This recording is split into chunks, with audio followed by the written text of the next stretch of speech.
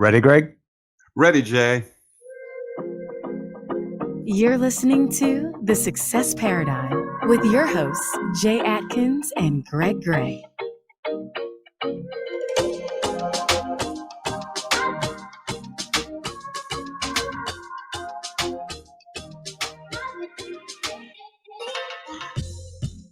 Well, this one's going to be exciting today with my great friend, Chris Draper. I'm really excited about interviewing him. We've had some intimate discussions about life, business, and success along our journey of friendship, but I'm going to bring that conversation with Greg Gray to all of our listeners today. So let me introduce Chris Draper, a native Houstonian from humble beginnings, started working full-time at the age of 15. His work ethic continued in college, working full-time as he put himself through school, earning an information systems degree from Sam Houston State University. Unable to secure work in the IT field after the 2000 dot-com bust, he relied on his sales and service background and experience to land a job in corporate sales from the Cintas Corporation after college, and quickly rising to top sales rep in the region in just 2 years. At the age of 24, he began his entrepreneurial career by earning the opportunity to start his own scratch Allstate insurance office with hardly any money or experience managing a business or employees. After 16 years, he has managed to grow to 4 office locations and 20 employees, and who helped maintain and grow premiums of nearly $30 million annually for Allstate. Understanding the importance of diversification, he is in the process of scaling his second 7-figure business in the real estate industry, concentrating on home renovations and rental property acquisitions. Chris is married and about to celebrate his 16th anniversary and spends his spare time playing with his 2 young boys, coaching baseball at the local high school, and doing anything health or fitness related. Now, when I have a good friend on here, I kind of like to give an informal introduction. Here we go. Hit me, Jay. I'm ready for it. So one of the things that I was thinking about today before this podcast, because I was really, really excited about it, was, some of the people that Greg and I have had on here have been pretty close people to us that we've kind of let into our inner circle. And when I was thinking about that, the people that we wanted to have on here the most are actually the people that impacted our lives the most and that we've learned from the most and have been our mentors. And you're one of those people. I've always admired you for a long time. And then when I admire someone like Chris Burke and others that we've had on here, what I try to do is become friends and get inside of their minds. And that's what I've done with you. And I think you've done with me. We've seen each other at a couple events where we're trying to learn from other people. And we realize how much alike we are and how we like to pull from other people. But not only that, how much we like to help other people. And that's one of the attributes I love about you most, is you're very open to share. And one of the things you've told me, and I'm going to pull out of you today, is most people you share with never do anything with it. And that's, I think, one of the things that made our relationship grow and become what it is today, is because you and I are action takers. And I really appreciate that about you. And the other thing I appreciate about you is you want to help people. We started talking about real estate and you shared everything with me. Let me come and spend 2 full days with you and learn every aspect of the business. So it's not what we're exactly going to talk about today, but I want the listeners to know that who you are is someone that wants to help people. And I think of all the podcasts that we have, I think the biggest takeaway is when you try to help people, then success comes to you in droves. And I think that's what's happened for you, my friend. So welcome to the Success Paradigm and talking about the ingredients that have made you successful and others around you. Thank you, Jay. I appreciate that very warm and thoughtful welcome. Both the friendship, obviously, that I have with both of you guys, as well as what I've been able to learn. I mean, I just hope to bring it back and be able to offer that in return. And so, yeah, I do try and help as many people that ask as I can. Now, certainly that becomes hard sometimes, especially through social or some of the other platforms. But when it's people that I look up to and admire, and they see something that I'm doing and have a question about it, I'm fully transparent. I open up the playbook and say, man, take a look at this. Here's some of the mistakes that I made. So please don't make these mistakes. And I highlight those because I want everyone around me that I care about, that I'm friends with, to enjoy success. It's out there. You just have to reach out and grab it. And that's, I think, one of the things I learned early in life is if you do have actionable information, and don't do something with it, then you just wasted everybody's time. Not only your time for not doing anything with it, but the person that you got it from. That person spent the time, and most of the time it's people that are at a better place or a higher place or further along in their path than you are. And for them to slow down enough to let you try and catch up to them is huge. So I always think of that when I'm talking to mentors or when I'm trying to surround myself with people that are further along in their path. I want to make sure that they understand how much I appreciate what they're telling me. Therefore, I show them I'm putting it to action. I don't just say, yeah, I'm going to take that back to Houston and see if it works. No, I let them know, hey, I tried that, and guess what? It worked better than I thought. Or, man, I got this curveball. I didn't know what to do with it, but I thought, what would Jay do? What would Greg do? And I made a decision, and it didn't turn out perfect, but I did something. Because action, man, just got to sometimes jump in with both feet, make a decision to do something, throw away that analysis paralysis. I think that hurts a lot of people, Jay. Well, before we get deep into this conversation, what I'd like you to do is kind of incorporate where that came from into your story. So before we get started, though, we're going to change up some things on the podcast a little bit, and we're going to allow the audience that's watching, if you have any questions along the way that Chris has answered something and you want some more specific details, you want me to go a little deeper or Greg to go a little deeper, put them in the chat on Facebook Live. And if a really good question that it pertains, we'll ask it and we'll put your question up on the screen and let people see that it's your question and not Greg's and I's. But on the success paradigm, what we want to most know from successful people like you, Chris, is not just the glory and where you are now and the success you're having in 7 figures in real estate and the $30 million book of business, but everyone has a story that most people have no idea about, and all the hard knocks and all the failures. And here we like to talk about those failures and those failures that actually made you who you are, and what made you the person to take someone's information that's valuable and turn it into action, but more importantly, take that action and then reshare it out with other people. Like, where did that come from? So you can start your story where you want, if it's, out of high school or whatever, but I'd like for you to do is just to kind of incorporate what you started off with. Like, where did that attribute and your personality come from through your story? So start wherever you want and kind of tell us a little bit about Chris and where you are today. And one of the things I want to do different this week too is I want to kind of dig out of the people that are on here in the future. What does the future look like for you? What are your goals in the future? What do you want to accomplish in the future? You've arrived here, but what more do you want to do? Wow, that's a great segue and topic. I wish we had more than an hour to talk, because I could probably talk for about 7 hours on that, but I won't bore everyone. So starting out, humble beginnings is probably a gross understatement. I grew up on the wrong side of the tracks. I remember having to go to junior high, 30-minute drive away. My stepdad had to drive me every day in junior high because we didn't live in the right district, in the right neighborhood. So, couldn't just jump on the bus and go to the good school, or the better school rather. Had to get a truck ride over to the junior high. So, I mean, I didn't have anything growing up. I didn't have means. I didn't know anyone that had means. We lived in apartments when I was a kid. I remember the guy that lived on the corner had this beautiful Mustang 5.0, and it had chrome rims on it, and the alarm system talked to you if you got too close. And I just thought that was the coolest thing I've literally ever seen, right? I mean, now looking back at it, I laugh because come to find out later, he was a drug dealer, and that's why he had the nice car with the shiny wheels and the big alarm system. And so, don't aspire to do nefarious things to get nice rides. But, that was all I knew of as a kid, is one day I'm going to have a Mustang. I never had one yet, so I kind of think I skipped over that one. But, I grew up on the wrong side of the tracks, and I had to go to work, like I said, full time in high school. I worked at the parts store, which was literally right down the block from the high school. I could walk there. And I did. I got rides with my mama before I even had a vehicle. And so, I did what I had to do to try and provide, not only for myself and my expenses associated with sports. As you guys know, that stuff's expensive. I didn't get a new glove every year like a lot of my teammates for baseball.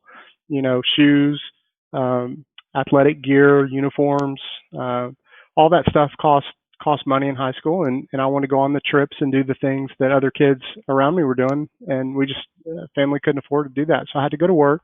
Learned a lot at the parts store. I learned a lot about vehicles, which is one of my passions, as you know, Jay. But I worked hard and I put in the time and the effort and the energy to learn a skill set that I didn't realize at the time, but it's something that I've brought with me and enhanced upon as I've gone through different chapters in my life, and that's being a people person. You know, when you're in your parts store, there's all sorts of people coming in. There's old, young, there's wealthy, there's, blue collar, there's people that don't speak English. You have to learn a little bit of their language so y'all can somewhat communicate. Here in Texas, obviously, we have a large Spanish population, and so I was able to pick up enough Spanish at the parts store that it served me well enough to get by. And so, and looking back, I didn't realize how much I was studying people as I was trying to help them. And so taking that and running with it in college, I increased my paycheck a little bit by moving from the parts store to a car dealership. It was a natural progression. A friend got me on there, and I was able to work myself basically from the bottom all the way up to when I got my degree. They were talking about making me a finance manager, sending me off to finance school, and becoming a permanent fixture at that dealership. I had a different path in mind. I wanted to make it back to Houston. I miss my family. And so I knew that there was probably some greater opportunity in Houston. I just didn't know what that was. And so, but at the car dealership, I did the same thing. I expanded upon studying people. All sorts of people come in wanting to buy a car. Some of them can't afford to buy the steering wheel, right? So some of them wrote a check for 16 trucks at one time for their farm, right? And so all different levels of income, background, age. That was really the best training that I could possibly acquire at a young age, was the ability to read and pay attention to people and really figure out, the things that happen in their decision-making process. And I was fortunate I had a front row seat of that and a view of that. And so, I got the degree. I did what I was supposed to do. And I thought coming out of school, I would have, 15, 20 job offers and I could just pick the best. It was like crickets, man. I'm telling you, I'm still waiting for the phone to ring for my IT degree. Hadn't happened yet. So thank goodness I had a lot more experience than my peers coming out of school, because it was pretty tough right after the 2000 .com bust. There wasn't a lot of opportunity at the time. And so luckily I had a real strong sales background. I paid my way through school, which looked good on a resume or in a job interview. When I would talk to these hiring managers, I would let them know, look, I may not be the smartest guy in the room. I may not be the tallest guy, the best good looking guy, but I will outwork everybody that comes in here. I'll be here at 4 a.m. if I have to, and I'll stay till midnight, because if that's what it takes to be successful, I'm your man. And doors opened. People that I started interviewing with would rather have someone that would work their tail off to learn the systems and processes to be successful than someone come in thinking they knew everything. And so that was kind of a light bulb, like an aha moment. Like, I don't have to necessarily know everything about this product or this company or what my role is even within the company, because a lot of times that changes, right? You have to be adaptable, which is a major foundational tool in my toolbox, along with getting to know how people think and observing people. And so, it really was like I said, a humble beginning. And I was reminded so when I was able to become an entrepreneur. I just knew working for corporate America was an uncomfortable feeling. I didn't know at the time how uncomfortable, because I'm 23, 24 years old. You don't know very much then as a young male out of college anyway. So, I was just uncomfortable. I was uneasy, right? It was just this nervous feeling, this back of my mind. I didn't have any mentors. I didn't have anyone telling me anything other than just knowing in my own head that there had to be something better out there. And so I sought it out, and I aligned myself with some people that mentored me to get me in the business and able to open up my Allstate agency. They typically didn't hire scratch agents at 23, 24 years old. Somehow I got an interview and I ran with it, and I kept the hiring manager at Starbucks for about 2.5 hours until she finally agreed to give me the personality test to see if I'd be a good fit, which I obviously passed. And so I think she was just ready to go home, go to dinner, and just finally just said yes. So I wore her down. But no, Marna, she was awesome. And to this day, I still have a lot of respect for her giving me the shot and the opportunity. And looking back on the insurance side of my entrepreneurial career, it's been a great run so far. And hopefully I got many more years to be able to take advantage of that opportunity. But again, I felt that uneasiness, like I just want to do more, and that I've helped a lot of people in insurance, and I look to continue to help a lot of people in that industry, but I also want to help in other industries as well, and as well as diversify and learn in other industries. And so that's kind of where I'm at now. A year and a half ago, I started a real estate company, and we're learning all sorts of interesting things about how to make a revenue stream from all the different facets of that industry. So super excited that we're seeing some success, and it's been a unique and interesting journey for me, again, not knowing very much about that industry at the time I started until now, where friends like Jay and some others have actually come and spent the day or a couple of days with me to see some of the inner workings of the processes and the people and the foundation that I've laid to make this thing successful. So yeah, we're well on our way to where I had hoped to be in the first couple of years, and but I'm just not going to stop there. Like, that's just a way of keeping score, right? Is you want a certain revenue to be able to say, okay, I'm doing what I need to be doing. I can always do more. I can always find smarter people, find better ways to be more efficient, to build processes and resources to favor scale and growth. And that's the same principles I took in the insurance business to get 4 locations. I'm going to also apply and accelerate in the real estate business to really get to where I want to be there, instead of 16 years in less than half the time, 6 years, maybe 7 years. So that's what's fun about it, is there's no one telling me, no, slow down, kid, you're getting ahead of yourself. That doesn't happen as an entrepreneur. And so why wouldn't I want to take advantage of that trajectory? So, and you said something that I want to make sure that we swing back around to before we wrap up. And that is that the amount of money in the tabulation part of this is how you keep score. I think there's so many people that money is the goal. And what you basically said, and we've heard this from a lot of people, is that money is better as a metric than it is as a goal. So if you're doing well, that should be the result, but it's not that you chase in and of itself, because you'll miss all the pieces in between. So I want to roll back to something that you said at the very beginning. You were talking about working at the parts store, and you remember you didn't realize it then, but you realized it kind of in the rearview mirror, that you were really studying people, and that that was a big part of what made you successful as you went through. So a lot of people, though, are in a lot of positions and a lot of jobs where they're around a lot of people. So, but they don't necessarily do what you did in terms of studying people. A lot of us tolerate people more than we actually study them. So, and I wanted to bring that out because that's not a given that everybody does that the way you did it. So why do you think, was it just intriguing to you to study people? I mean, what about you? Man, at the Greg, thing? I like a challenge, and I think Okay. people are challenging, right? Especially when they're not the same as you, and they don't think like you, and they don't look like you, and they don't talk like you, and they don't act and walk and do business like you. And so I'm athletic, I'm competitive. I always played sports growing up, and I love a great challenge. I really do. Like, so if I get someone that's just crotchety and having just a rotten day, and I'm forced to be within 3 feet of them, even if it's for a minute, sorry, dude, I'm gonna drop some smile bombs on you. I'm gonna poke you. I'm gonna tell you a dad joke. I got plenty. I love a challenge. I love seeing if I can get a reaction to people, because you know what? That person may be the next piece of the puzzle that I'm trying to solve for that day or that month. That person may need my help. I may need to help them out with their house. I may need to help them out with their insurance. I may need to give them a ride down the road so they can visit their dying mother. I don't know unless I engage with them. And I think I learned that from my grandpa. He never met a stranger.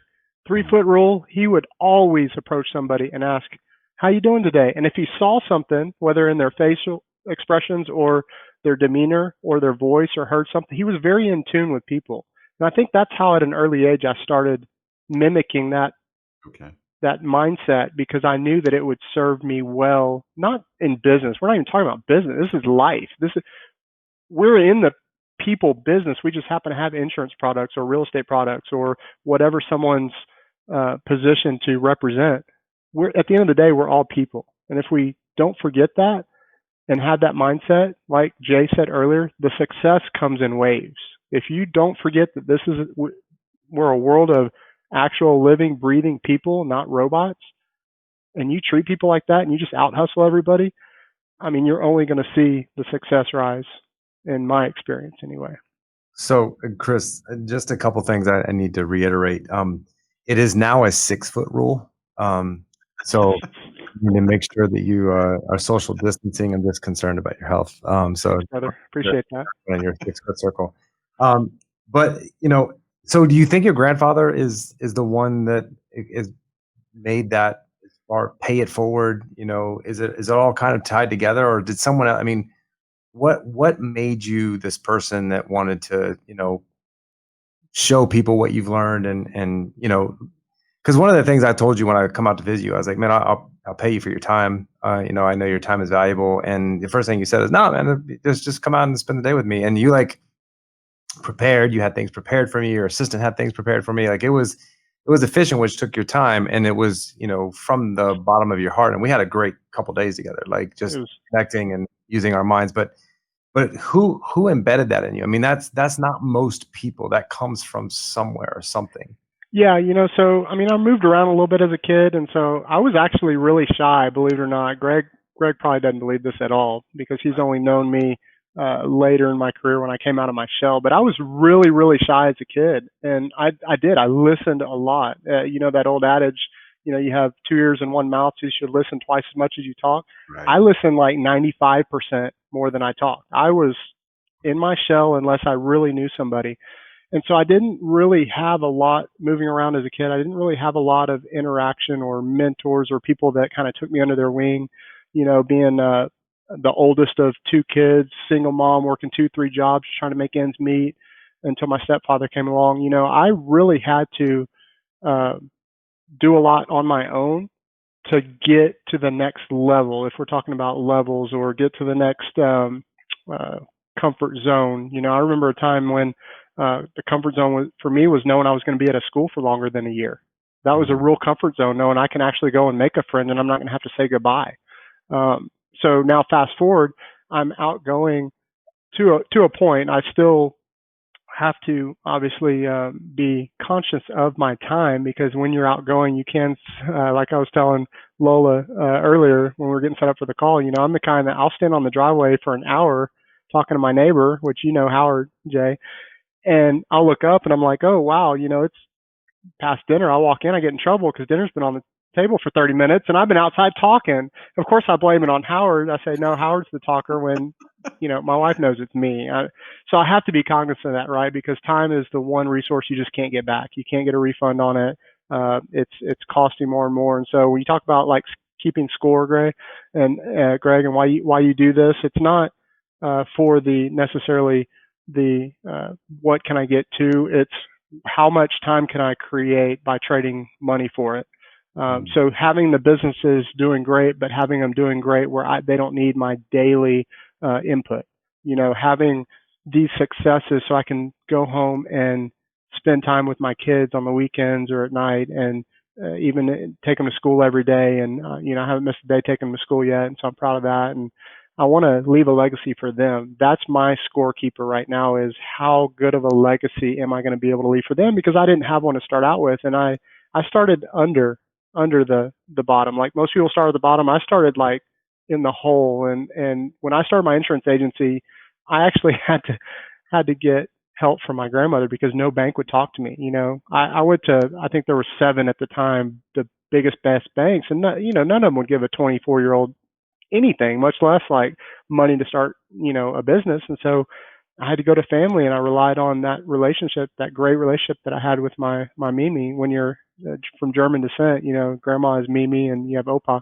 And so Mimi gave me enough money to start the business. And then immediately day one, I'm another $25,000 in the hole. So I started out so far under the agency that I didn't even see the light of day for like 3 years.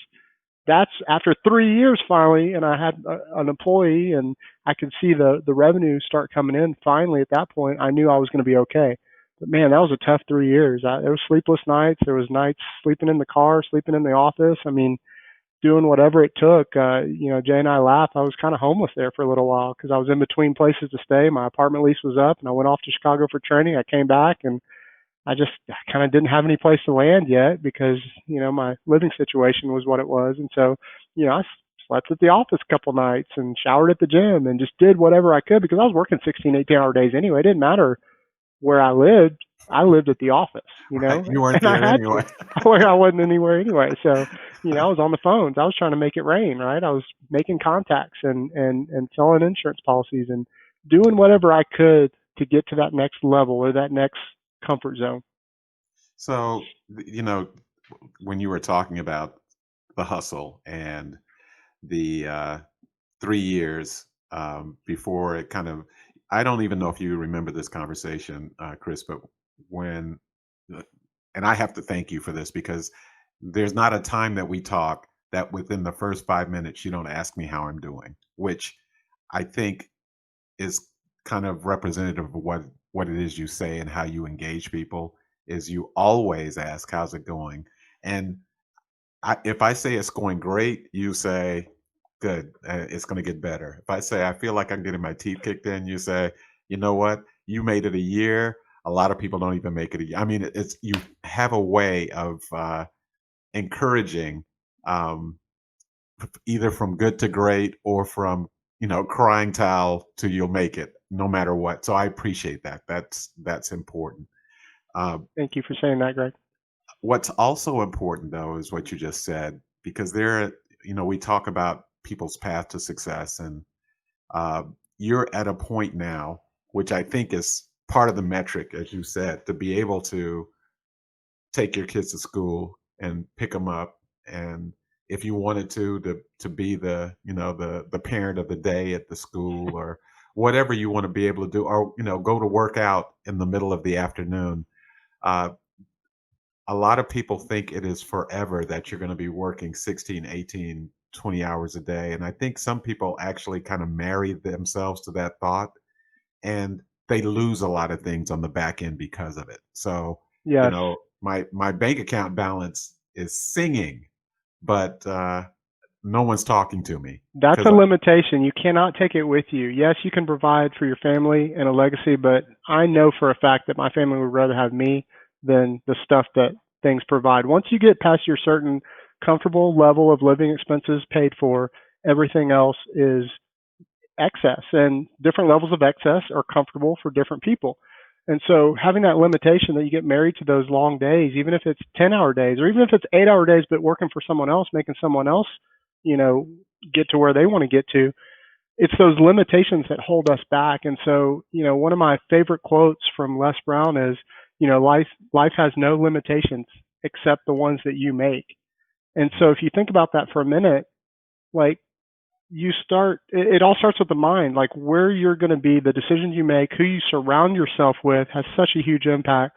The people you listen to, the books you read. I mean, I don't have necessarily one mentor, just kind of getting back to what Jay was talking about. I don't have one person that really grabbed me by the shoulders and said, you need to do this, this, this, this, and this, and you're going to be fine. I had to figure all that stuff out on my own. And I don't even know what fine is yet because I'm not there yet. Leading into what Jay was talking about, I know that I can do more than what I'm doing now. I just haven't found the path to get there, to that next level, to that next comfort zone yet. But I know that if I start going back down the rabbit hole of thinking too small, I have great friends like Jay that'll call me out on it and say, hey, you're thinking too small again. Come on, let's elevate. Let's put our collective minds together and get to that next level. And so for me, it's mentorship. I've paid a lot of money on, self-investment, because that's the one thing that the bank can't repo, right? Is the knowledge that's up here. And, Wow. and so if I am curious about something, that's how it starts. Then I pay attention to people and I see who's doing what in the industry. It's not always as clear as it could be. So sometimes I'll put myself in rooms with people that are doing great things and then meet someone doing even better things over here. That's how I met one of my real estate mentors. I just hired another guy the other day. I'm paying him a lot of money to help me scale my business, and that's okay because that's an investment. Because right now I'm limited by the amount of information that I currently have, and I don't have enough to get to the level that he's at. And you know what? So what if I don't get there? If I get halfway between where I'm at and where he's at, that's going to be a whole 3 or 4 levels up, right? That's progress. That's a lot of progress. So I'm willing to spend the time, the money, the effort into harnessing several mentorship avenues. I read a lot, just as Jay do, and I'm sure you do too as well, Greg. You know, I look for the mistakes that people made before me, so I don't have to worry about stepping on those landmines again as I'm going down a similar path. And then, of course, reaching out to mentors and just trying to provide them as much value as I can.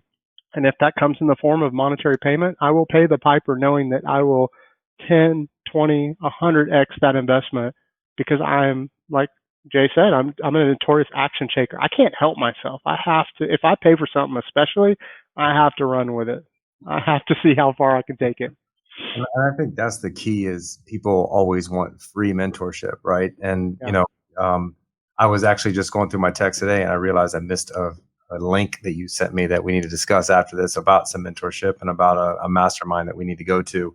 But I think, you know, you have to pay the piper. And I think the key is when you pay money, then you're going to learn a lot more because you're invested in it, right? I mean, it's the difference between, you know, you get a scholarship for playing basketball, you're going to make sure that you do really, really well in basketball so that you can keep your scholarship. But if your parents are paying for your college education, you don't really appreciate it as much. So, you know, I think when you pay for mentorship, you're going to get a lot more out of that. And I'm a big, big believer in that. Okay, I have 2 questions. I just don't want Greg to cut me off. So I'm going to ask you one. I have done that, just so So, to be clear. I want to know what 3 attributes are really quick, 3 words of being a people person. What does that actually mean? So, you know, I hear a lot of people say, you know, be a people person. And, well, what does that mean? Like, so what are the 3 attributes? Easy. Okay. Kind, selfless, and attentive. I don't even have to think on that one. You got to go into it being kind, knowing that you want to give way more than you expect to receive. I never expect to receive anything for smiling at someone or being nice because I don't know what place or mood that person's in, what place in life they're in, what they're going through. I can never step in their shoes. All I can do is just throw out a smile and see what happens. And then, you know, being attentive, right? You have to pick up on cues, right? You have to be able to read people and know, you know, maybe now isn't a good time or maybe now is the exact time, right? And be empathetic to their situation when they are willing to share something with you because again, we don't know what people are going through. All you know is what you're going through. And let me tell you a little life hack is, man, when things are a little tough, when Greg, you know, your sales team maybe isn't hitting the numbers they want to, or, you know, Jay, something's going on in your life and you're just kind of, you know, I saw your post the other day. I just really do not want to go work out right now. Man, pick up the phone and just make someone's day. Call someone you haven't talked to in a while if it's a friend or family member, or if you see a stranger, man, open a door. I'm from Texas. I was raised, you hold doors for people. And I have gotten the funniest looks in other parts of the country because I'll hold the door like 30 seconds. I'll see a guy across the street. He's coming from a big parking lot to a building. I am not going to run through that door and purposely like make sure it shuts before he gets there. Like I'm going to hold it because you know what that is? That's an opportunity. Hey, here you go. Let me get this door for you. And then when he says thank you, I say, sure, no problem. That's how we do it in Texas. You know what? My sister lives in Texas, right? Really? Where she live? She lives in Tomball. I'm from Tomball. Isn't that a small world? What's your name? Boom. You could have just met your next business partner. You could have just met your next mentor. I don't know what half of these famous people that, you know, talk about crazy stuff that on levels that I'm not at yet. I don't know what half these people look like. You know, I mean, certainly if, you know, someone famous like a movie star or something comes along, then I'm probably going to recognize, you know, Kevin Hart or Dwayne Johnson or something like that. But I mean, there's some phenomenally minded business people that would be more than willing and happy to mentor someone like me that just is hungry for growth, probably for free. And I just haven't met them yet. That's what excites me about meeting people. I think the most. Always open to opportunity. Well, the That's a great, great response to that question. I think that a lot of people are going to love that response and understand what a people person is. So what I want to know right now, because you didn't really talk about this, and you and I have talked about this a lot, is what is, one or a couple failures that you've had in your life that you've embraced and actually made you better on the other side from, learning from that failure? Like, so what has happened that's been in the moment traumatic and then Yeah. ultimately ended up being something you're like, wow, I'm so glad that happened to me? I mean, geez, there's a lot there. I think that's what I think I want people that are listening to this podcast to realize the most is that if you're not failing and really failing forward, if that makes sense, if you're not falling down, you're not running fast enough, you're not chasing hard enough. And so, knowing that, I'll just start from, the newer failures and kind of work backwards, knowing that when I bought my first house as a real estate investor, I had absolutely no idea what I was doing. And I wanted to get a deal so bad that I could not sleep at night. I promise you, it was like the weirdest feeling in the world. I had spent all this time and money and energy. I had probably analyzed over 1,000 properties before I bought my first house. Finally, one drops. It's $122,000, and I said, you know what? It's $118,000. I said, I'm going to jump on this. I wrote a check. I didn't know any better. No one loaned me money to go buy a house that I was going to fix up and sell. So I wrote a check. I bought the house. Man, it was the nastiest house. By the time we peeled back the layers of onion with all the stuff that the people just left in it, and we could see what was left over, there wasn't much. The reason the house was still standing is because termites were holding hands. That's literally what was keeping the house up. I didn't do a termite inspection. I didn't look at the foundation. I mean, it was just a horrible purchase. But I fell forward. I said, you know what? It is what it is. If I'm going to learn from this mistake, and it was a mistake. I should have never bought the house. Not a great part of town. Not a lot going on. It was far for me to drive every day, so I couldn't exactly check on, maybe the contractors as much as I wanted to in the beginning, so I could learn the knowledge of what they are doing and how to set reasonable expectations for them. And so, tree fell on the roof twice. I think I put 2 roofs on the house. I mean, anything and everything go wrong.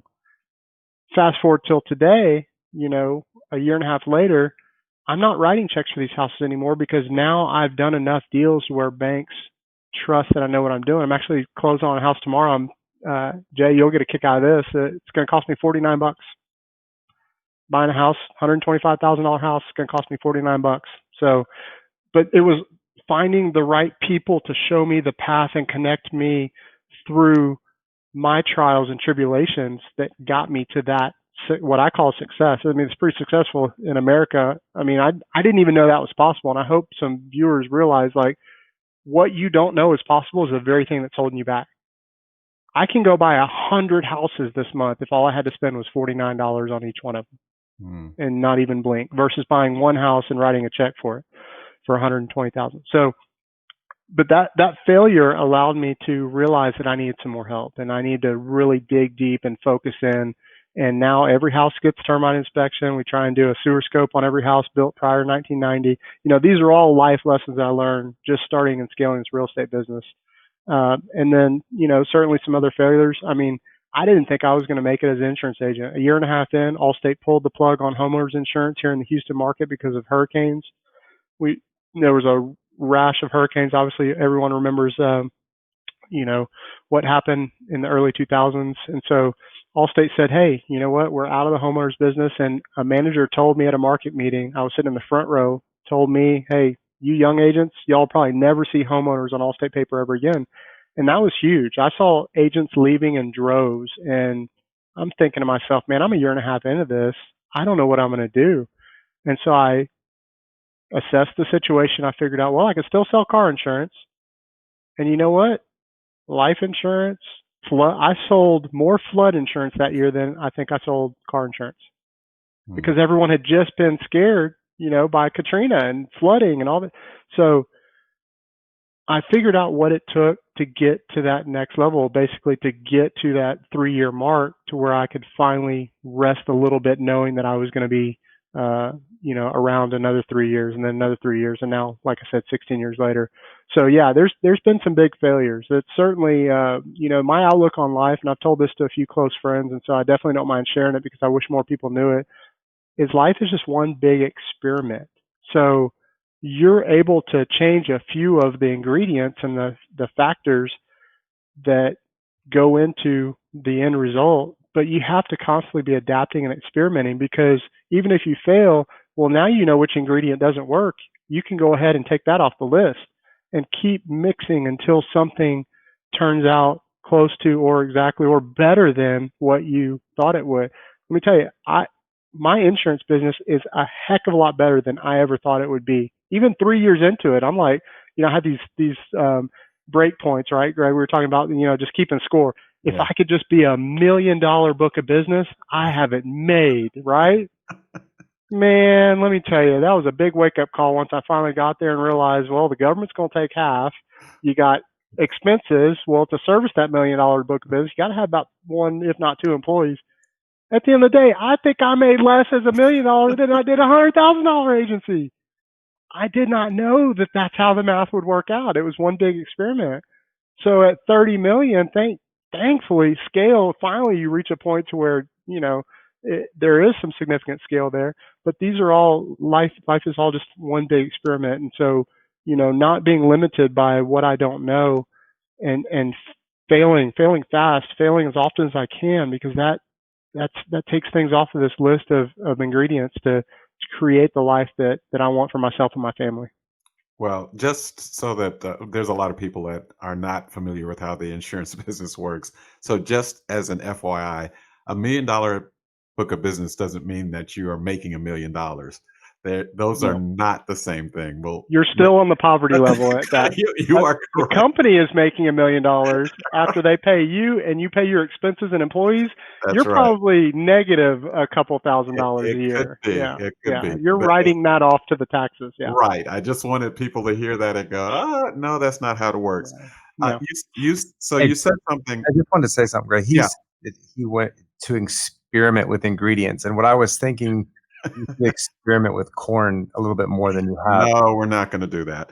So yeah, corn is Satan's food, Chris. I don't eat corn. It's they are little yellow glad bags filled with water.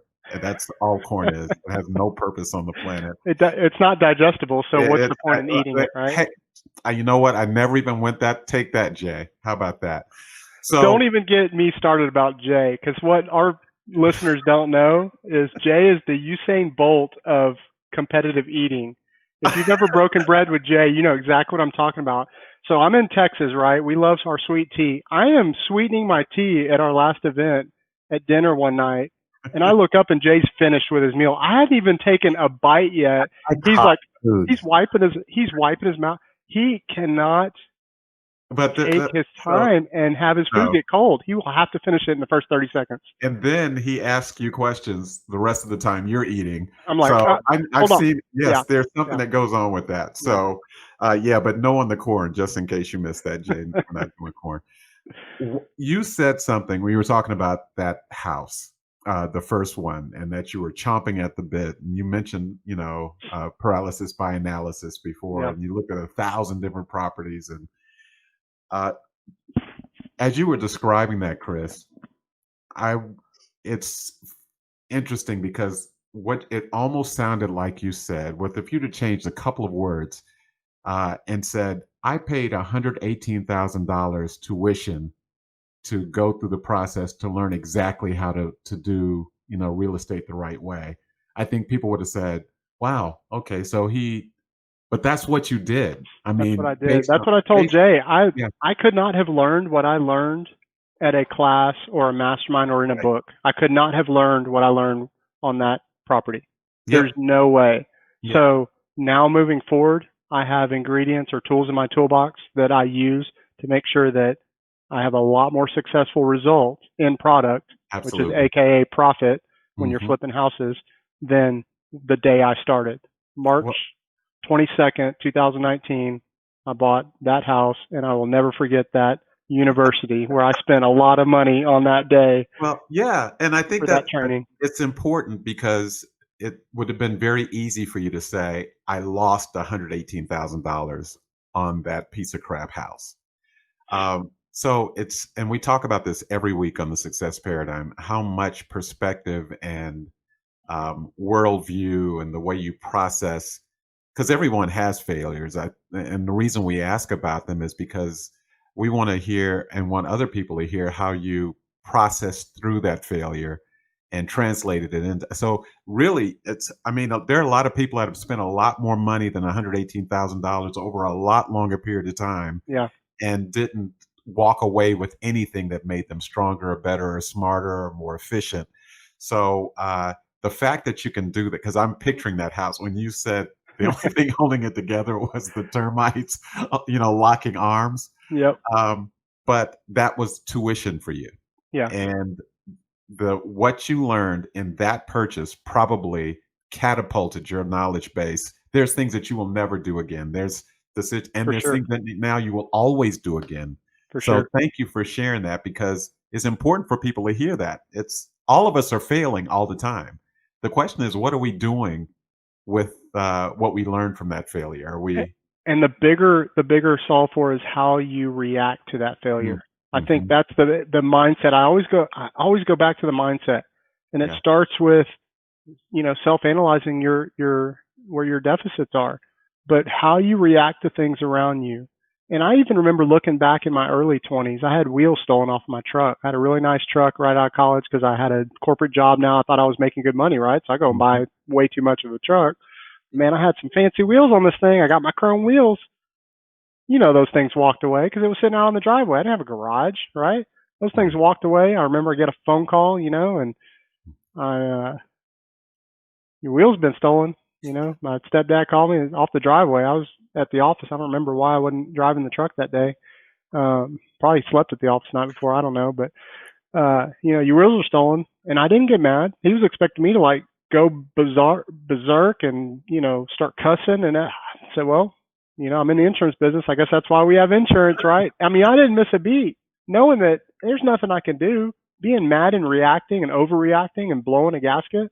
Listen, I've seen plenty of people do that, and all they do is look foolish to people that know how to control their thoughts and emotions in a way that betters the situation. And when stuff happens to you or at you or around you or to people that you love and care about, once you start getting that reputation for being able to control the emotions and the reactions of bad things, of when you fall down or when you fail, then all of a sudden people start leaning on you for help or support. And then that's the best possible time to help somebody, to have that empathy, to have that kindness and pay that back forward, is when someone needs the help and knows that you're going to be there and have that strength for them.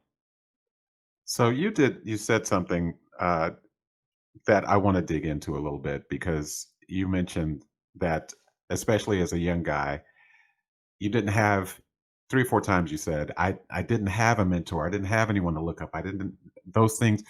When did you figure out, one, that would probably be a good idea to have someone to look up to?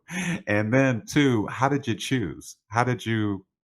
What was that process for you choosing who the best people would be for that? You know, I think sometimes those people choose me, and I mean that by I still to this day couldn't tell you who makes the best mentor, because each mentor that I've looked up to or gleaned information from or a mindset from has been so totally different from the other. I'll give you 2 examples to compare and contrast.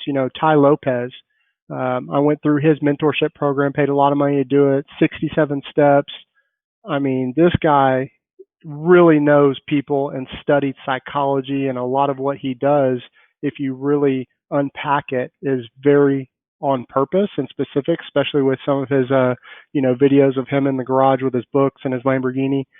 If you contrast and compare him to, say, Grant Cardone, the author of 10X Rule, which is a phenomenal book, Sell or Be Sold, those guys couldn't be more different. They're still influencers, right? If you give them that title, but their personalities. I've been to Ty's house. I've had conversations with him multiple occasions, being in his inner circle mastermind, had dinner with him. I mean, he is very cerebral and thinks that I've sat with Grant and been on, a phone conference one-on-one with him, and man, I think he's already two people ahead of me. His mind's racing, his mouth's racing. It's like he's got a lot of energy, and so it's just different. It's a different mentorship experience, and so I look for, I think, how I can help people first and foremost, and then in return, if I'm given the opportunity, right, to pick their brain, whether it's 5 minutes or 5 hours on a mastermind retreat in the middle of the Bahamas somewhere, then I take full advantage of that opportunity, knowing that as long as it's this quid pro quo, whether it's information that I'm sharing or a process or a life experience, sometimes it has nothing to do with business at all. And some of those are the best conversations I've had with these people, because at the end of the day, especially the more successful they are, the harder it is for people to be real around them, right? Mm. They have yes men, yes women around them all day. They have assistants and, all these layers of management in the organizations. If you just treat them like a normal person that puts their pants leg on one leg at a time, it goes a long way with how they respond and react if you do have a question about something and the opportunity to ask it in the right setting at the right time. So, Chris, I know you've had many mentors, but I know inquiring minds want to know what is, of all the mentors you've had, what is one thing that you've learned that you think is really set you up for success? What's the number one thing that you've learned? And don't give me the answer of there's so many. Nope, I already know. Jay, we did not ask these questions in advance, did we? Nope, never did.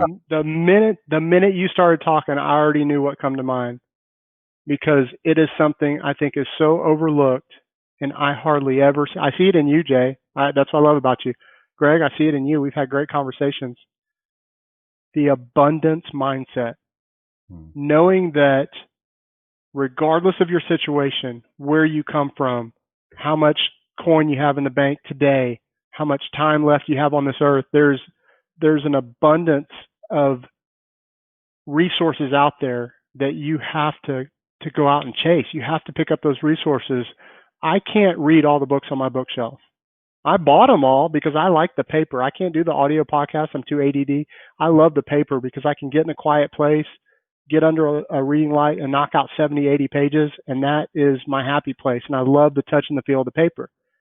But there's so much information out there. It's an overabundance that I'm always like a sponge for information. So the more I can learn, the less people can come and repo from me if things go south, right? And so, but it's the abundance mindset also of knowing that, man, whether it's running an insurance business, whether it's, real estate, whether it's another venture, or whether, anything and everything that is out here on this earth is out there for us to grab, and there's an abundance of it. And when people wake up and realize they don't have to clock in and out to get the things or the lifestyle that they want or the time they want back. I mean, geez, my kid's growing so fast that I look up, I feel like I blink and they're already little dudes, like two little guys. And I remember just a week ago, they were babies that couldn't talk, and now they won't be quiet. And so it's like, I need to create an overabundance of time so I can enjoy those precious moments, because they're fleeting. And that's all at the end of the day that's going to matter to me most, is the memories that I had of being there for them, because I didn't have that as a kid. So on the heels of that, I think that's in a great mindset. And I also think, based on our conversations, abundance is also enjoying your abundance in your life and having the things that you want, which I've pushed on you a little bit. Yes, you have. But, levels of success are different for every soul on this planet, meaning your meaning of success and my meaning of success could be different, although I think they're very similar. But what is the meaning of success for you? Like, some people want $1 billion. Some people want, 5,000 units. Some people, want a Bugatti. When Chris Draper thinks of success around, and I know your kids are really, really important. Your wife is really, really important. But what does success look like for you? And what will it take to arrive at that? Like, what does that look like for you? So I think that's a tough question, because I wake up every day like I am broke as a joke. I'm talking like hungry. My stomach. Oh, in the morning, I am so hungry to get out there and get after it, whatever that looks like, that I don't even if I attain success, it's often in times of reflection that I even realize that.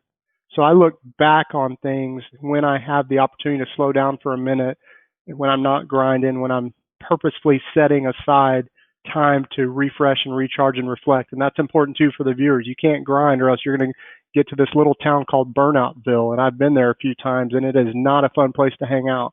It messes with your mental psyche. It messes with your physical ability to, do the things and run at the level that you've been running at. It's just so many bad things, stress. And so taking that moment to reflect, if I were to say, what does success look like? For me, it looks like being able to control my own destiny and the destiny of my kids and family and leave a legacy that others will benefit from. So, Jay, we talked earlier about sharing and giving and teaching. I want, when I'm gone 100 years from now or whenever that is, hopefully, knock on wood, that people look back and go, I did get some stuff at that Allstate training one time that helped me, bundle customers better. And that guy, Chris Draper, he was willing to share that, and it didn't cost me anything. And so, that's the legacy that I want to leave. And for me, success, yes, all of those things that you talked about are nice. I don't think I'd buy a Bugatti because they get like 2 miles per gallon and they're like $2 million.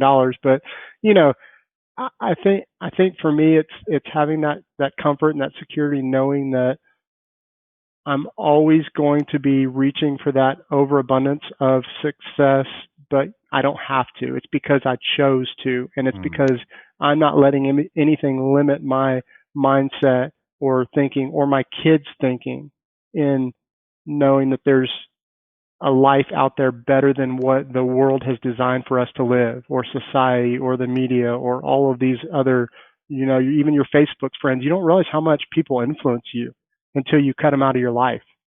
And so that's probably a big takeaway for me is, if you have someone that's not pouring into you and truly empathetically kind in your path and helping you get to that next level or that next place in life, and they're trying to bring you down and keep you at their level because that's comfort for them, at some point you just got to cut them loose and say, you know what, I love you, but I got to leave you. It's not you, it's me. And they'll notice when that happens, and maybe that'll, I hate to say this, but maybe that'll guilt them into making changes and experimenting with what's going on in their life, because when they see you starting getting success because you're willing to cut out the negativity around you, they're going to want that, whether they see that on Facebook. Your biggest haters are the ones that never say anything on your comments. They're just watching you. They're waiting for you to trip up so they can call you out, call you a hypocrite, bring you down to their level, commiserate. Misery loves company, right? And so, you got to cut out that. And so success, not having to even worry about what those people are saying or thinking, because you're up here and you don't even hear them. So, Chris, when you were talking about that, and this is, I think, a really, really important point that you're mentioning about who you're surrounding yourself with, especially as you ascend. I talk to people about this all the time, and when you said it, it just activated that whole conversation. That, in fact, the pastor of my church always says, another level, another devil. So we were talking today. In fact, I don't know if Jennifer Matthews is actually going to watch this podcast or see it later. We were talking to her team this morning, and I've talked to your team about this too, that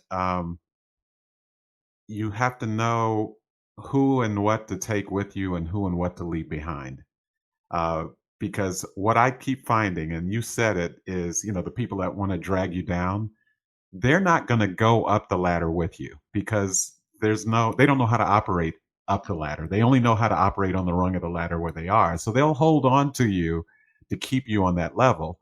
Yep. And quite frankly, sometimes we hold on to them because even though they're not good for us, they are comfortable. We know who they are. But every time you go up a rung on the ladder, and this is what I'm getting from what you're saying, and you said it really well, but maybe I'm just saying it out loud to remind myself too, and everybody that's listening, is when you get to the next rung on the ladder, there's a whole different group of haters waiting at that level too. And they are more sophisticated than the haters you left at the level before. So you never there's this thing that I think people believe sometime, if I can just get out of this barrel of crabs, when I get to this level, it will be all love and every time you move up, you're going to meet a whole group of people who are more sophisticated at that level of everything from haterade to help. Yep. And they're going to be there. And stop trying to imagine that they're not going to be there, because that makes you, when I get there, I won't have these. Look, they are everywhere. You're going to get out of that barrel of crabs, and you're going to be in a barrel of lobsters. And That's guess what? exactly Their claws are a lot bigger, and that hurts a lot more when they and get it's you. harder to open them. You're exactly correct. Yep. So thanks for mentioning that, because it doesn't get, just because you ascend doesn't mean it gets easier. It means you get closer to what you want, but sometimes it can get more difficult. Jay and I talk about this all the time, that the next level comes with challenges that will absolutely blow your mind. But are you learning from them? How are you going to react to? Are you reacting, or are you responding, to your point earlier? So thanks for mentioning that, because it's not pie in the sky. It's just you have to keep the grind. The grind just changes from one level to the next one. So appreciate that, man. That's good stuff. And I truly think when you have haters, you've created a target on your back because you're doing something right. And even on my social media, sometimes I'll post something super positive about my wife, super positive about my daughter, my son, and then they'll just find a way to like create negativity out of it. And it's just the most fascinating thing in the world to me that they do that. But then I just realized, like, people are just not in a good place. And I'm so glad that you kind of reiterated that, Greg, is you can't pay attention to that noise, because all it is noise, right? It's like your air conditioner on your house that's, humming a little bit. You don't hear it unless you actually listen for it. So if you're looking for the negative, that's what you're going to find, and it's going to affect you, when all the positive out there in the world is really, and I think that's what you focus on, Chris, when we talk, is just all the positivity out there. Yeah. Listen, when you're on the top, like Greg said, when you go to the next ladder rung, man, they're more sophisticated, and they're going to try to take you down. They're going to try to see what you're made of. And look, let's level set this. I mean, Jay, those haters, they don't hate you, dude. You're a lovable dude. Your wife, your kids are adorable. They hate themselves, and it's a reflection of their own insecurities. And the more you ascend, like you're talking about, the better they are at hiding those insecurities. That's all it is at the end of the day. They're just better at hiding them. Well, and you're reminding them of what, and I don't want this to become like a, how do you deal with your haters fest, but that's going to be part of it with success, is sometimes, Chris, that you're reminding them what they're not doing. That's what I've always found, is that when you move and they're not moving, you're reminding them that they're not moving. So for those of you who are moving, just keep moving, and don't have that be the metric that tells you how fast, Cat Williams, and I won't quote him because it would not be appropriate, is if you don't have haters, you ain't doing blank, is basically what he would say. Exactly. So, well, and I guess, we're not on a haterade thing, but I think one of the things that people don't talk about is that is just one of the circumstances when you have success, because when you have success, then you have eyes on you, and especially now with social media and television and radio and news, and so it can blow up really, really fast. Like, I heard something about Ellen DeGeneres, and she's super successful, and all of a sudden now there's this back office stuff happening, and you just don't know what's real and what's not real. But you just have to not let it affect you, and do you and be you. So it goes back to just smiling at those people and being kind to them, because you're not in their shoes. You don't know what Ellen said or didn't say to her staff. You don't know what that staff's going through. You don't know. So the best thing you can do is just be neutral to everyone's situation and smile and show them, hey, I'm here if you need me. If you don't like me and actually you even hate me a little bit, man, that's cool too. That's cool. It's kind of, you're in a, today I had, I accidentally pulled out in front of somebody, and took a little longer to pull out. And, it was an older gentleman, and it was like I just, killed his grandchild or something. He was so angry and so upset. And I, at first, was like, God, like, chill out, man. You're going to have a heart attack. And then I thought about what you've said before, is you never know what he's going through, man. His wife might have just died. Right. He might be in a really bad place, and he's trying to figure out his finances or whatever. So it's good advice. So back on track of success. Tell me, one habit that you do every single day, Chris? And I have never asked you this question before, so I'm really interested in what this is. That if people listening, if they implemented this habit that you do every single day, and I know you have many, but this one habit. Yeah, so I think I alluded to it a little bit earlier is wake up every day like I'm hungry, and not the H, UN, but like the HON, like hungry, like I'm hungry.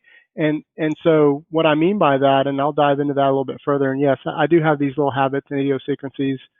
Some of them work great. Some of them are probably more vices than habits. But waking up hungry, whether that be hungry for information, whether that be hungry for connection, right, with people. I know that, and I've learned this, and I see this, and gosh, I love sharing this with people because sometimes I can literally see the light bulb go off in their eye.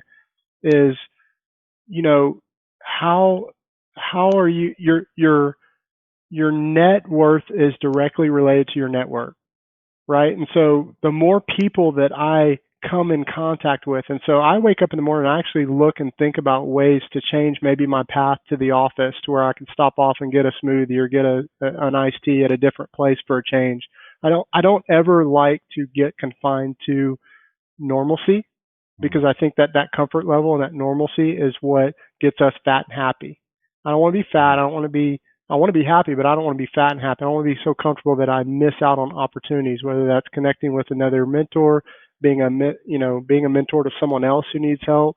And so changing it up, shifting my environment, I think, and waking up hungry every day so I don't miss out on those interpersonal opportunities to really share what I've learned and allow someone maybe a few shortcuts or show them or tell them how they could sidestep some landmines. That's probably the single best thing that I could think of that I do repeatedly and consistently every single day, every day. So when you the hungry, so I'm diving a little bit. So there, I like that idea of even changing the path that you take to go somewhere, which I don't think I would never have thought about that. Just taking a different route to work, looking just to switch it up a little bit and keep life interesting. But you also mentioned that you're hungry means you got to eat, basically. And you mentioned earlier that reading is important to you. You have more books than you can read. Is How often do you read? What do you Yeah. how important is that in your day to day? Yeah, so that's food to me. Okay. Knowledge is food. I try and carve out 30 minutes a day, whether that is during lunch, whether that is, late at night after the kids go to bed. I'm not a morning guy. I mean, Jay knows this. Like, my alarm's buzzing at 8:30, and I'm like, I'm knocking it off the bedside. Like, I'm not the 5 a.m. club. Sorry, Jay. I tried it for like a day. I went right back to sleep. I looked at the book, 5 a.m. I said, yep, I'll get to that maybe when I'm 60. I don't know. I'm just not wired for mornings, but I do. I stay up, 11 o'clock midnight. And so like last night, preparing for this, I wanted to have that mindset right. So I picked up a couple of my favorite books that I keep on my bedside and just flip through them. I like to have different perspectives on things, and I get those perspectives and the ability to see through different lenses of people through reading. And so my goal is 30 minutes a day. I like to knock out. I'm a good reader. I'm a fast reader. I've always been that way. I like to knock out 60, 70 pages of material that I really understand and grasp. And so it's hard with some of the books that I've picked up over the years. There's Ray Dalio's books are amazing, but they are very hard reads when you're not used to diving in as much depth at that level that he's at.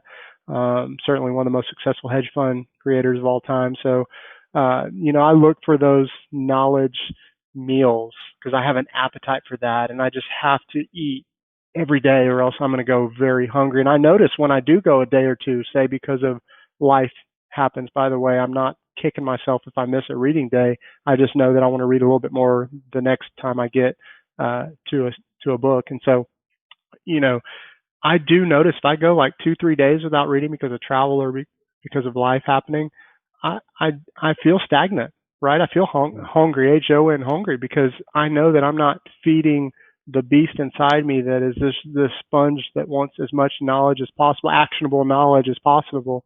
to be successful and to get to that next level. Boom. So I like hungry. I'm gonna be thinking about that every single morning I wake up now. My wife's not gonna understand it. She's when I say hungry, she's gonna be like, what's hungry?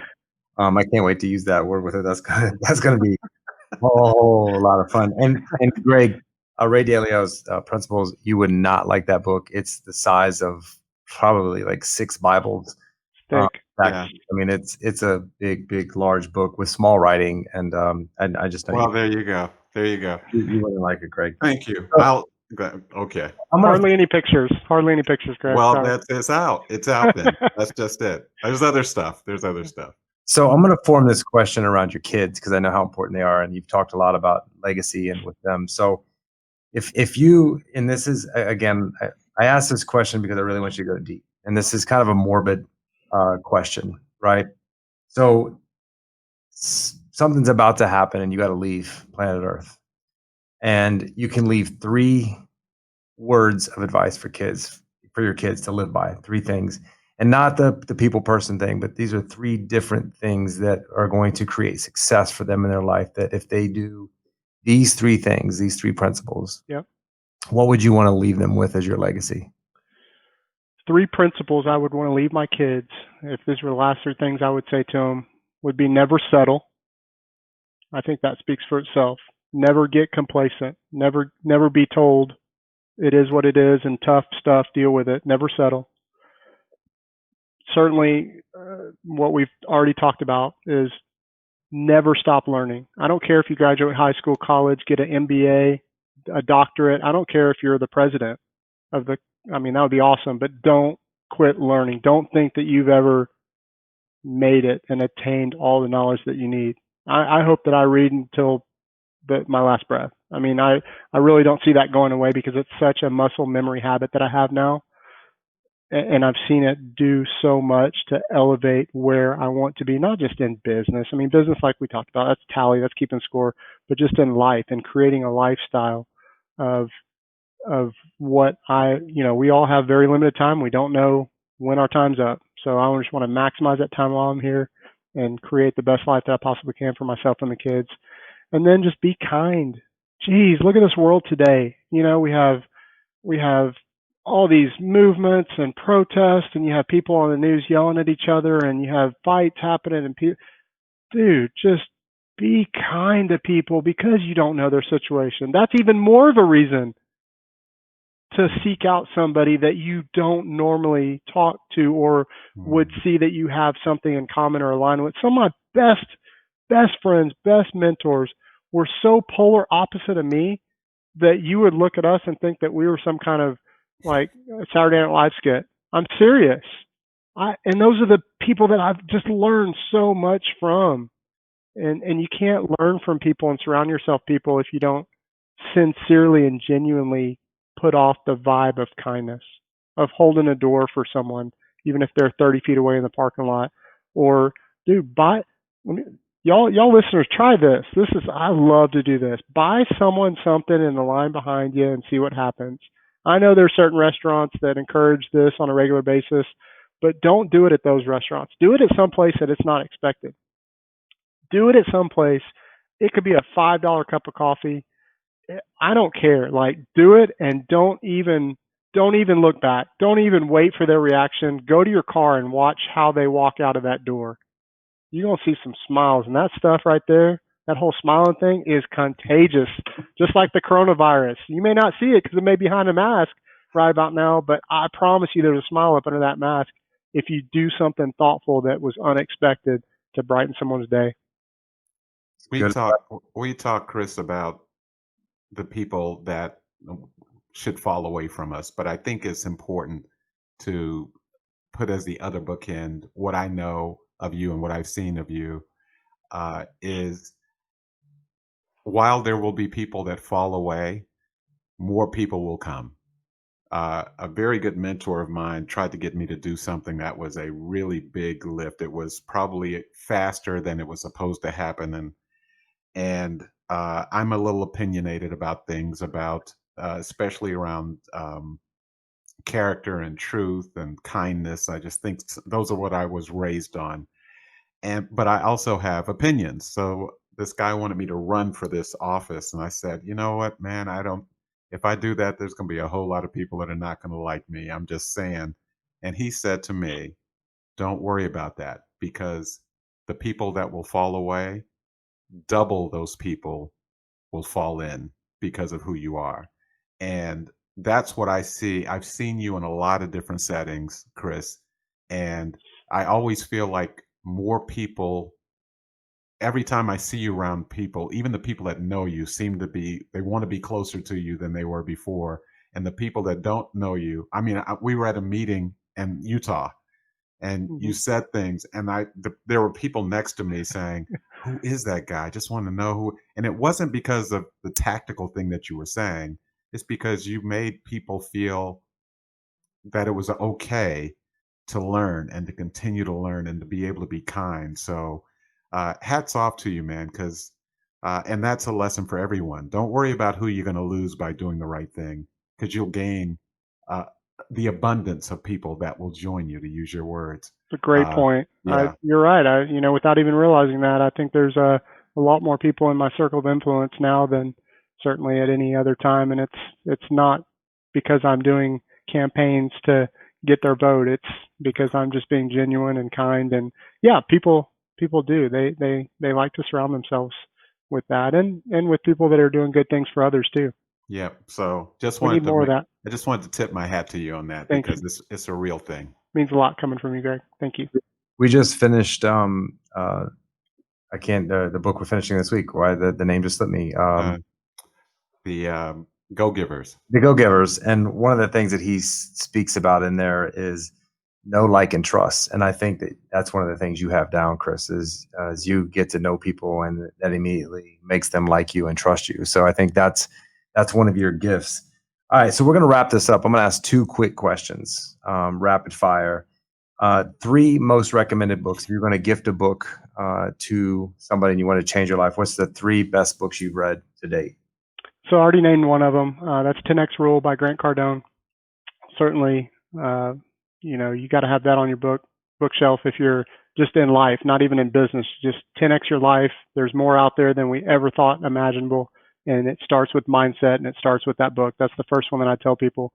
The second one, for those who are entrepreneurial based or minded or business people, and that's Tim Ferriss' 4-Hour Work Week. Changed my life. I was 10 years into my agency ownership, grinding every day. I was a part of pretty much every decision, every customer interaction, and I was burnt out. I was doing it all wrong. I was miserable. I mean, it just sucked. Life sucked at that point. I created this monster, and I couldn't control it anymore. And I got out of my own way based upon the principles in that book. And that was probably the single best life-changing decision and book that I read, was that book right there, of how to just get out of your own way. Some of his ideas are unorthodox, but again, like we talked about, life is a big experiment, and you got to change some stuff and try some stuff and see what works. Now, I'm not going to lay on the floor in a crowded restaurant and take a 5-second power nap like he does, but you know what? I haven't yet. I say I won't. I may try that one time. Let's just see what happens. It'll certainly get people's reactions, right? If I want to connect with some people, who knows? Maybe my wife will think I'm, having a heart attack, and she'll give me mouth to mouth or something. I'll get a free kiss out of it. I don't know. And then Jay, the latest book that I read and really am enjoying, that you recommended to me, is Magic of Thinking Big. So I really enjoy that one. That one, again, about the mindset, getting into a right space and place in your thoughts to where you can project the lifestyle that you want to lead. So.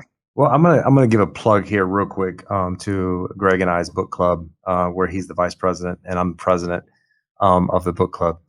I'd like to throw Greg out there like that. Anyways, we have a book club where we read 15 pages a day. So if you're looking to join something, and we're reading Go-Givers now, we're reading The One Thing next month. And if you're listening to this podcast, it's free. You go to the Next Level Book Club, or you can email Lola@provestinsurance.com. There's nothing we promote in there. We all just get together as a family, discuss the book, do our takeaways, our commitments. And you'll learn a lot from other people reading the book, because you got 40, 50 other people that are giving their input to the book. And there's a lot of takeaways in there. So we haven't done that on the podcast. We should start promoting that, Greg, just because we really just do it to help people. And it's just been so much fun to watch, our own team members and people around the country grow with it. And it's actually, we really started it for accountability and my own accountability, really, because I wasn't an avid reader. And now, being the president of the book club, I can't. You notice that keeps coming up there, the whole position. Yeah. And it's Wednesday, every Wednesday at 1 Eastern too. So, and anyone can join. I just want to make sure they know. It doesn't matter. You don't need to be a part of our group. I mean, we're just trying to grow this thing and really empower people to read and get better. And we'd love to have you on there and your feedback too, Chris, if you want to join that. And then one last question before I give your ingredients for success away. Who have you followed closely on social media or on the internet in the last year that's helped you out?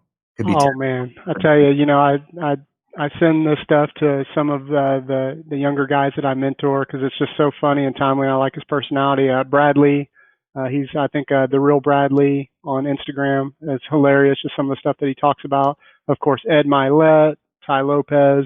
These guys are just phenomenal dudes. Cole Hatter, he's a part of, or he is the guy in charge of a mastermind out in California that I have been a part of for a year and a half now. He's just a really smart dude. He's got a lot of things going on, but what I love about Cole the most is he's just very family focused and faith focused, and he's just all around just a good dude, and so certainly anyone that's at the level to where they have a significant amount of followers because of who they are and not what they've done.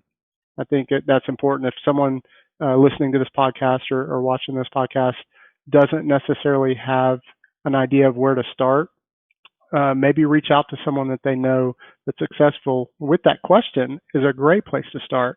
Different personalities appeal to different people. But as long as you're getting poured into and getting that, surrounding yourself with that daily dose of knowledge that's going to, over time, shift your mindset to where you're going to be in a lot better place for you, your business, your family, your work, whatever the situation is. That's what you constantly have to be cognizant of, is you have to filter out the impact that people or the media or society is trying to impose upon you. Filter out that stuff. Only listen to what's going to get you the positivity, and surround yourself with that. Immerse yourself in that, and that coupled with knowledge and a little bit of grind, you can't help become more successful. I mean, it's nearly impossible with that formula right there, guys. Well, Chris, it's been a pleasure. Chris and I haven't shared this, but Chris and I are in some business ventures together. We're working on some mentorship together, learning from the same people together, and it's been a blessing to have you in my life and learn from you and also push on each other. So, thanks for that accountability. And at this time in the podcast, this is when we talk about Chris Draper's ingredients for success and what made you successful. So, first and foremost, what's rang through this entire podcast is be a people person and being kind, being selfless, and being attentive. Trying to adapt to your surroundings and understanding other people and where they've come from or what they're going through is also an attribute of being a people person. Another key to your success is just studying people and studying their behaviors and trying to learn from, why they do what they do. Another ingredient is outwork everyone around you. Don't be a know-it-all. Be adaptable. Hustle is king. Limiting beliefs will hold you back. You're limited by the information you have, so go get more information. Not falling down, you're not running fast enough. Don't have one mentor, have multiple mentors and pay them. What you think is not possible is what is holding you back. Life is one big experiment. Fail as fast as you can and always fail forward. Always add to your toolbox every single day. It really matters how you react to failure. The abundance mindset is one of the biggest attributes that you've learned from multiple mentors. You skipped the Mustang from the drug dealer and went straight to a Ferrari. That's correct. from me. Most people wouldn't know that, but you went from one horse to another horse. True. What is the definition of success? For you, the mentality of always being broke mentality, leave a legacy, be in control of your own destiny, and to wake up hungry with a O. Hungry. Hungry. Hungry. Yeah. Cut negativity out of your life completely. Choose your circle wisely. Change your routine daily. Again, wake up hungry for information, relationships, and connections. There is no such thing as normacy. Knowledge is food. And you want your legacy to be never to settle, always be learning, and be kind. The most 3 recommended books is 10X Rule, 4-Hour Work Week, and The Magic of Thinking Big. The people that you follow is Brad Lee, Ed Milet, Ty Lopez, and Cole Hatter. And that is Chris Draper's Ingredients for Success. And Can I add one more that I loved, and it was right up in the front? So you said nobody can repossess what you've learned. Amen. And that made me lean back. And it really is a summary of everything you've said, but nobody can repossess what you've learned. So That's my mic drop right there. that was it, man. That was And by it. the way, none of those ingredients or that in particular is original. These are all things that I've learned through my experiences, mentorship, and most important, reading and absorbing. You can read one thing and doesn't mean you absorb it. And then, of course, living it. So again, I'm not writing a book. These are not original to me. These aren't my own thoughts. These are things that I put into practice and that are getting me well along my path to that area of life that I want to be, where I'm creating. That illustrates who you are right there. Yes, sir. I was going to say I think the number one ingredient for you, Chris Draper, is the master of paying it forward. Yeah. So whatever you learn, you're always trying to pay it forward and teach other people. And I think that's, if more people spent time on that, they would create more success and things would be coming to them. So thank you so much for your time, man. I know your time with your family and your business and everything you got going on is precious to you. And I'm so gracious and so thankful to have you on here and more importantly, have you as a friend in my life and as well as a mentor. So thank you so I much. enjoyed it. You're like a brother to me, Jay, and I appreciate all of the conversations, both public and private, that we've had, and look forward to many more. And Greg, good luck on your vice presidency at the book club. I hope next election that maybe you can oust Jay. And I'm hungry. get I'm hungry, presidency. Chris. We'll see. I'm You gotta hungry. I'm hungry. Keep working for it, man. Awesome. Thank you, Thanks, man. guys. I enjoy it. All right, All right. Stay safe out there. Bye-bye. Bye.